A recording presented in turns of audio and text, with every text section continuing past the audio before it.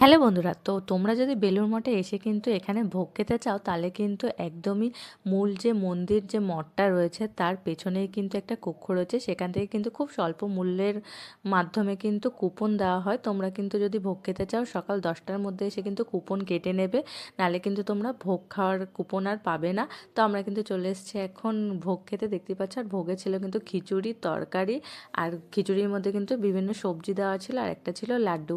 তো বেশ ভালো ছিল, তোমরাও কিন্তু এসে এখান থেকে ভোগ খেতে পারো। আর শীতকালে তো আগের পার্টে বলেছিলাম যে খুব সুন্দর ফুল ফোটে, তো একপাশে কিন্তু এরকম সুন্দর গাঁদা ফুল ছিল, তাই জন্য তোমাদের একটু দেখিয়ে দিলাম। কিন্তু শীতকালে আসলে তোমরা এরকম খুব সুন্দর সুন্দর ফুলের বাগান দেখতে পাবে। তো বেলুড় মঠটা তোমাদেরকে ঘুরে দেখালাম, তোমাদের কেমন লাগলো অবশ্যই জানিও। তো তোমাদের হাতেও যদি একটা দিন সময় থাকে অবশ্যই এখান দিয়ে এসে ঘুরে যাও, আশা করি খুব ভালো লাগবে। আর এখানে কিন্তু খোলার টাইম হচ্ছে সকাল 6:30 থেকে দুপুর 12টা অবধি, আবার বিকেলে কিন্তু 3টে থেকে 8:30 অবধি। তো এই টাইমের মধ্যে এসে ঘুরে যেতে পারো।